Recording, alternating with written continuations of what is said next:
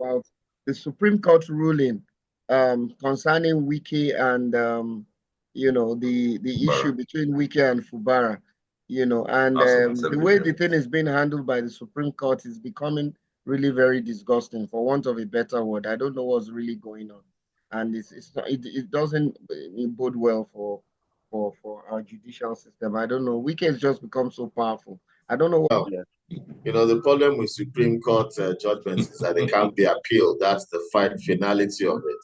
Uh, Just like My America. concern is about the judiciary um, delving into the powers of the executive and the legislative. They're only supposed to interpret laws. They're not supposed to take over and make verdicts on these sorts of things. I mean, this is executive, and they have their own checks and balances. And for the court to intervene in such a manner as they did, it does spark of a feeling of undemocratic behavior, And I've always said that we're in a golden age this is the golden age of corruption that we are living in, guys. I don't think it's ever going to be this bad, and I don't think it's ever been this bad before. It feels like it's the last dispensation that's going to be like this. It's going to be hard for them. There's going to be a lot of money that we're going to discover at the end of this administration. There's going to EFCC, if they're actually able to function, are going to have their hands full, because no matter who gives you guarantee of security, none of those people are permanently there. They always change, and so these things will always come to light. But I just have no confidence in anything that's going on in government. I hope I'm not lost. So Kool-Aid, here's the thing. Here's the thing. Here's the thing. It sounds like that means the Nigerian constitution needs to be changed to enshrine things which don't let things like this happen again. Yeah. I think I've lost contact. Well, can you hear me, Kool-Aid? Yeah. Can you hear me at Falabi? Yeah. Yes, I can hear you. Yeah, I can hear you. What I'm trying to say is that the Constitution needs to be amended so that judges can't reinterpret it. It has to be made very unambiguous and clear. No, there's no need for that sort of interpretation. It's just not the kind of ruling that the court shouldn't be assuming that kind of jurisdiction to intervene in such a manner. Because but my thing is that the executive and legislature have their own rules in how to resolve those kind of things. I'm not trying to argue, but here's what happens. Like in America, what will happen is the Supreme Court will say, okay, this is not allowed. And what the judges will do is say, this is my interpretation of the Constitution or or whatever. And so that's why I'm saying that an ideal Constitution, there should be explicit laws in there in which there's no ambiguity and nobody can reinterpret it. It has to be. There are, but even when there are, people still use bullshit excuses. There's a very low hurdle to jump over to not get into trouble for making a bad judgment and saying that's how you interpret a law that says you can't. So you know what that means? That means that if you don't have a good constitution, then you have to have a good labor. Subjectively now, not no, I agree with you. So that means then if there's no constitution, if constitutions can't guarantee that there's no corruption, there needs to be a people's movement and a people's union and a labor union, which brings national strikes until they do what we want them to do. Yeah. When the law fails you, all that you have left is anarchy. The only way that you can control man is going to give it common justice. Where there's Roman Empire, that's why the Nazis couldn't last long. That's why the British empires last long. You give basic justice to the common man, you can subdue them. You don't, you can't. You can't. So where common law starts to fail, then the people just simply rise up and change things themselves. But Nigerians aren't rising up. They're not rising up. Well, there's different ways to rise up. You don't need to rise up and start carrying gun and shotgun and all of that. But they're not even striking or protesting. Yeah, we can rise up by sitting down, like I said. But at this point in time, we have to wait for another moment. It's not yet. I agree with you too. But what I'm saying is that we still need a bigger single moment than this sort of nonsense. We need. What I'm saying is that. So, what I'm saying is that let's look at Russia. So, Russia had kings and emperors that were ruling the country, and the peasants were dying. the activists in Russia worked together for years, Lenin, Stalin, and Trotsky, and they worked for years and built up the socialist movement and rose the people to the top. We need that type of movement in Nigeria. But it seems like in Nigeria, everybody's like, oh, what is Trump doing? What is happening in England? Blah, blah. How did Arsenal win? Mhm. Our citizens don't care about our country. You don't care about our own country.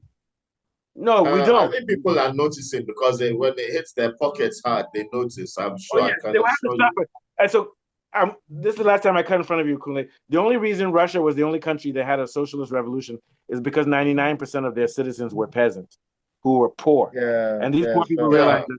But the sure, problem in sure. Nigeria is there's a lot of middle class people who are like, I have to go to work tomorrow. I can't get involved. All I care, True, true, well, true, true. all I care about. Yeah, Very true, true. very true. Valid we've point. I Let me go feel to because work. we've had a civil war, we're afraid of having because we've had a civil war, we're afraid of having some kind of revolution that could get out of control and cause us to start tearing people apart like warm bread again. Like So Rwanda.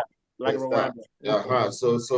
So there's that fear of not crossing the brink when you now want to try to change things. If you can have peaceful movements like Bangladesh or these other countries, I mean, they managed to overcome through peaceful student movements have been able to overturn governments without violence. I think I would like to think Nigeria is at such a level where we Yeah. can clean I'm up sorry, our own sorry, mess Kunle, one more ourselves time. in a I don't believe clean. in violent protests, but I believe that there needs to be national strikes, but everybody has to sit down and suffer. And some people will have to die. Because when you don't go to work, the military will send people to your house to shoot you. But we have to do it because we can't give But our nobody will children. come to your house to shoot you if you don't go to work. That doesn't Yeah. happen. But we need to do Unless that. you're on the streets, nobody gonna do nothing to you. Nobody gonna come to your house That's and what shoot we need to do. And also, what will happen is that they will hire other people who take more money to betray us. So we also have to have solidarity where we don't betray ourselves. You know, you. it'll Well, be like let's say Kulin, let's say you and me go on strike. Then they come to me and say, "I'll give you 5 million. Tell your friends to go back to work, and let's fire Kunle." They separate us.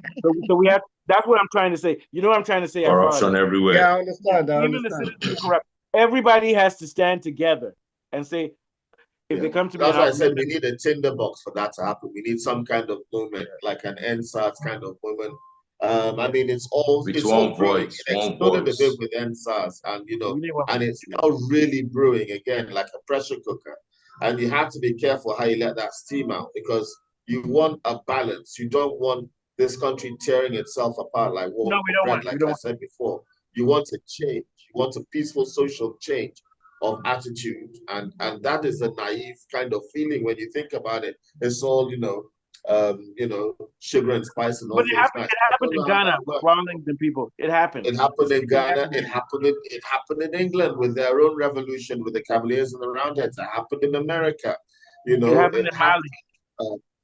It happens everywhere. The fight for good governance, and we're in the 21st century, it should be a civil one. Should not be a violent one. And there is I agree. checks on judiciary when they do things that are issues like that, because the legislature and executive still have the ultimate power over themselves, and with enough numbers, there's nothing you can do. The court can't compel them because there's a balance and check on that. Yeah. Court is not dominating over those other two agencies. So Okay. So I agree with there's you. a lot still to play out. It's not the Yeah, so we'll talk about this end. more on Monday because we have two shows to do. I agree with you, Colleen. I'm not trying to cut you short, so we're going to continue with that.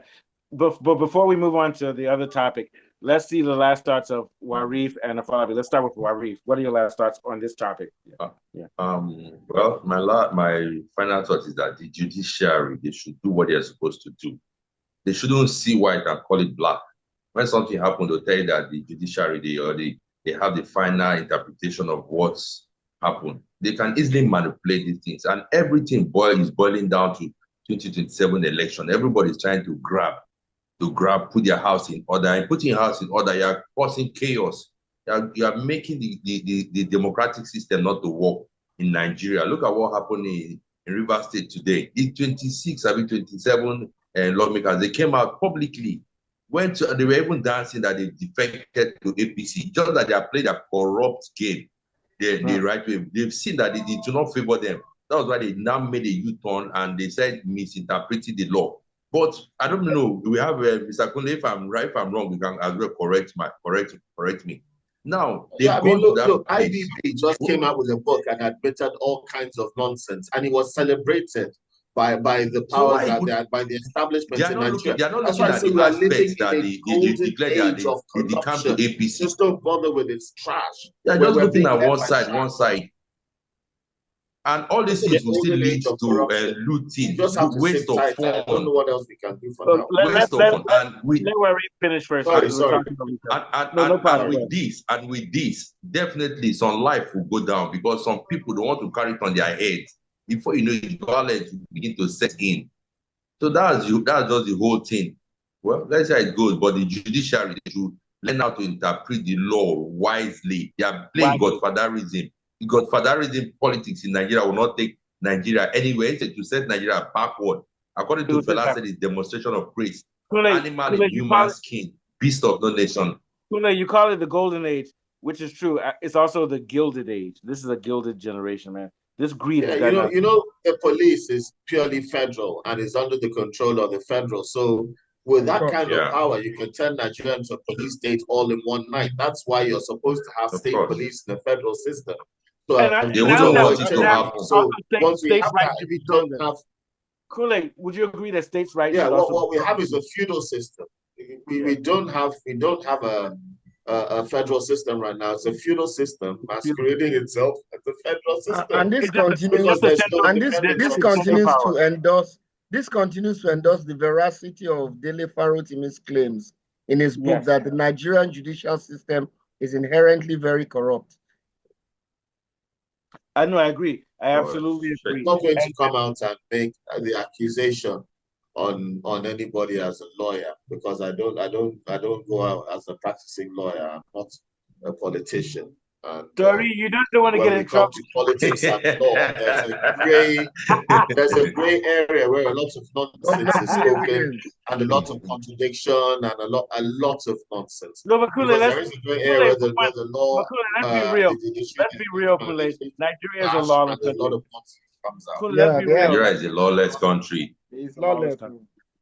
But as soon as everyone figures out that it's lawless, all kinds of madness can happen. That's the fear. As much as it's a lawless country. Here's my biggest fear. Here's my biggest fear. Most Nigerians know that it's lawless, but they think that because they can do well, that they won't say anything. They will only talk when they're affected. So, for example, if I see lawlessness and you bribe me, I say, okay, I'm okay. But when I see that the lawlessness makes me suffer, that's when I stand up. Nigerians need to stand up. We need to stand up for our country before it affects us because we love our country, not because we love our own safety. That's what I'm trying to say. They normally say the judiciary is the hope of the they normally say the judiciary is the last hope of the common man. There's no hope for the common man. But the opposite now. There's no right hope now. It's the opposite. Okay, so guys, the only thing that can save Nigeria is privatization. That's the only thing that can save us. It's basically privatization of everything. I'm not going to argue about this today, but I think what needs to save Nigeria is like Mali and other countries in which we socialize our minerals and our oil and everything and use it for the country. That can't be privatization. It has to be run by the government, but the government can't be corrupt. And the people have to make sure that the resources go. Nigerian resources need to help Nigerians. The only way, that's not privatization. Look at Nitel. But we need nationalization. But to me, the nation is not just the government. I'm buried. We need nationalization. So Kule, in Russia, some children, if you talk about Nitel now, they'll ask you, Uncle, Daddy, what are you talking about? What is Nitel?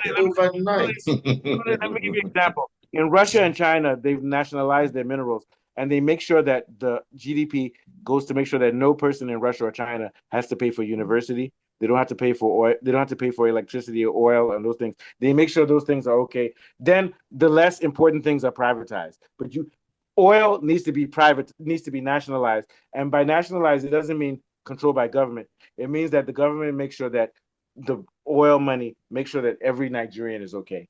Yes, ultimately, yes. But at this point, it needs to be privatized so that we are used to the service and we make sure that we maintain it. So let's move on to the next thing. So let's start with